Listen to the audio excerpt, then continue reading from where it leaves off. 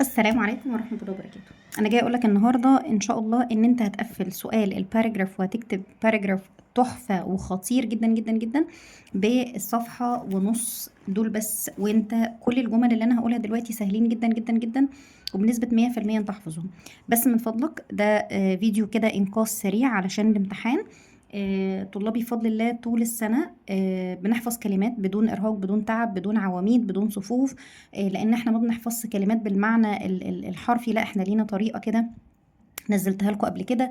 طول السنه بنتدرب على الباراجرافز، فما فيش طبعا حاجه اسمها ان مامي تبعت لي تقول لي ابني ما بيعرفش يكتب باراجراف، اديني كده ايه الخلاصه اللي يكتب بيها اي باراجراف. لا مفيش حاجه طبعا اسمها كده، ده بيبقى شغل وتعب ومجهود سنه كامله او تاسيس كامل. بس خلينا نقول ان في حل منقذ سريع كده للامتحان باذن الله، بما ان خلاص ما عادش في وقت ان احنا نعمل البلان اللي انا كنت قايله عليها. طيب هيجيلي اي باراجراف عن اي مكان، اي بليس. قال لك بقى the zoo, the museum, the مثلا the pyramids, the beach, Alexandria، مثلا a visit to the planetarium, a visit to the aquarium. اي مكان ايا كان المكان اللي هو قايل لك عليه، هكتب جمل تنفع مع اي مكان. بس ما تبقاش غشيم وانت بتكتب الجمل دي، ركز معايا هنكتب ازاي.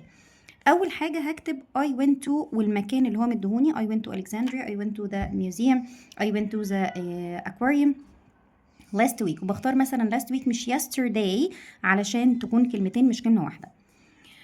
I went with my family. We went by car. We were happy. We had fun. الحاجات دي بتحصل في اي مكان، ببقى مبسوط، ببقى سعيد. We took a lot of photos. اي مكان بنروحه بنتصور صور كتير. We ate some sandwiches. أكلنا بعض الساندوتشات. We drank some juice. شربنا شوية عصير. The place was clean. المكان كان حلو، كان نظيف. ممكن تقولي مثلا الميوزيوم. The museum was كذا. بس لو مش عايز خلاص يعني واصل لمرحلة ان انت مش عايز تشغل مخك، خليها the place was clean. It was nice. المكان كان برضو حلو. The prices were good. الأسعار كانت كويسة. We went back home at night. رجعنا البيت بالليل. We want to go there again. علشان محدش يقول لي انت كاتبه الباراجراف كله past simple وليه جيتي عند want، لان want احنا عايزين فعلا ان احنا نروح تاني. طيب المكان اللي كان كاتبه لي مكان مثلا ميوزيوم او مكان سياحي، خلاص مثلا قال لك اكتب باراجراف عن الجراند ايجيبشن ميوزيوم. هكتب كل الجمل دي ما عدا الجمل اللي فيها الفود والدرينكس، لان الحاجات دي بتكون ممنوعه في الاماكن السياحيه. تمام، فمش هقول we ate some sandwiches ولا we drank some juice. اقول ايه بدلهم؟ ممكن ان انا ازود كلمات بان انا اقول we saw a lot of tourists. شفنا سياح كتير. او we met، براحتك، met او saw، قابلنا او شفنا. they were from all over the world. كانوا من كل انحاء العالم. we talked to them in English. اتكلمنا معاهم انجلش. طيب قال لك مثلا المكان اللي انت رايحه ده مكان مثلا كان جاردن، كان كلوب، مكان فيه لعب. اوكي، فممكن اكتب we played football. طيب المكان ده كان فيه مثلا بحر، كان فيه رمل زي مثلا بيتش، سي، ألكسندريا. فممكن اكتب we swam in the sea. The water was clear. المية كانت نظيفة. The water was blue. المية كانت لونها أزرق. We built sand castles. احنا قعدنا نبني قلاع كده بالرمل على الشاطئ. في آخر الكلام بتاعي أكتب جملة تنفع مع كل الأماكن اللي ممكن أروحها. It was a day to remember. يعني اليوم ده كان خطير جدا، يوم كده إيه للذكرى. طيب ما جاليش مكان، ما هو مش طبيعي ان كل الباراجرافز اللي هتجيلي عن مكان. اديني جمل مقدمه ونهايه. وطبعا الكلام ده انا ما بحبوش خالص خالص خالص وما بديهوش لطلابي. انا طلابي يعني لو شافوا الفيديو ده هيزعلوا مني جدا، لان انا ما بسهلش عليهم الموضوع قوي كده طول السنه. لا احنا الحمد لله واصلين لمرحله ان احنا بنكتب اي باراجراف الحمد لله بدون اي جمل او بدون ما نستعين باي جمل. بس انا هديك جمل مقدمه ونهايه تكتبها مع اي باراجراف لما يجيلك حاجة مش مكان. يلا بينا نشوف الجمل دي. يلا بينا نشوف السنتنسز اللي تنفع مع اي باراجراف. مثلا قالك بقى اتكلم عن البولوشن، اتكلم عن الالكتريك ديفايسز، اتكلم عن مثلا الكلايمت تشينج. اي الباراجراف اللي هيجيلك فالجمل دي تنفع معاه جدا. هقول له ايه؟ nowadays الايام دي a lot of people talk about this topic. ناس كتير قوي بتتكلم عن التوبيك دي، عن الموضوع ده دلوقتي. So it is very important to write about this topic. علشان كده مهم ان احنا نكتب عن التوبيك دي. واكتب لي اي جمل يعني لقطتها كده طول السنة لما فتحت كتاب عن الموضوع. اكتب في الاخر خالص هقول finally في النهاية we should think carefully about this matter.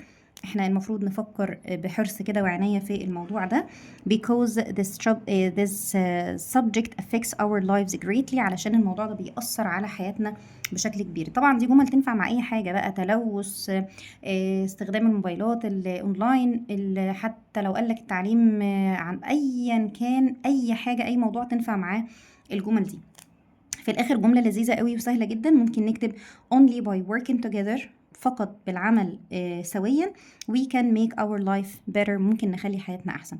طيب حد هيجي بقى يقول لي امس الجمل صعبة وجمل طويلة، اقول لك باشا انت ما ذاكرتش وما فتحتش كتاب طول السنة، فيعني معلش خد من وقتك كده ربع ساعة ولا 10 دقايق اقعد احفظ فيها الجمل دي، تضمن بيها ان شاء الله يا ربي نص درجة الباراجراف، احسن ما يبقى الوضع زيرو. مش عايزين نشوف ده. تمام. طيب حاجة مهمة جدا الالتزام بيه، حاجة برضو بتلم درجات جدا، الالتزام اصلا بشكل الباراجراف. بنسيب مسافة سبيس صغننة كده قبل اول سنتنس، بكتب الفيرست سنتنس بتاعي، اول حاجة بتبقى كابيتال، بخلص كلامي بحط فول ستوب، اخلص كلامي بحط فول ستوب، ابدأ بكابيتال اخلص كلامي فول ستوب، وهكذا. كابيتال فول ستوب، كابيتال فول ستوب، وهكذا. ارجوك ارجوك ارجوك ريح اللي بيصحح، ما تفرهدوش، يعني ما تجيش مثلا تكتب له مثلا الجملة دي، ما تروحش تكتبها له كده only by working together. يا باشا اقسم بالله في حاجه اسمها مسافات ما بين الكلام، ما هو انت لو كاتب لي ده كله كده، يعني انا كساره والله انا يعني الحمد لله ما بقدمش في مدارس، علشان انا تقريبا مش هدي لحد الدرجه النهائيه. الحاجات دي بتعصبني جدا، ما تكتب عدل، ما تسيب مسافات ما بين كل كلمه والتانيه. برضو حد يكتب لي الباراجراف كله من غير الفول ستوبس، تمام، من غير ولا نقطه، فيبقى الباراجراف كله على بعضه كانه جمله واحده، فطبعا هتبقى يعني لو انا برضو هعمل كده، يعني ما هو فين اللي انت كاتبه؟ طيب فين الجمل المتقسمه؟ فين الافكار اللي انا فهمتها؟ حبيبي انت بتاخد درجه على شكل الباراجراف، بتاخد درجه على الافكار اللي انت كاتبها. يعني ما ينفعش مثلا اكتب لك باراجراف عن البولوشن، تمام، فتروح انت تكتب لي باراجراف عن الاكل والشرب، ما هو انت كده ما جبتليش اصلا جمل ليها علاقه بالموضوع خالص، فانت هتاخد برضو نفس الزيرو اللي احنا لسه متكلمين عليه من شويه.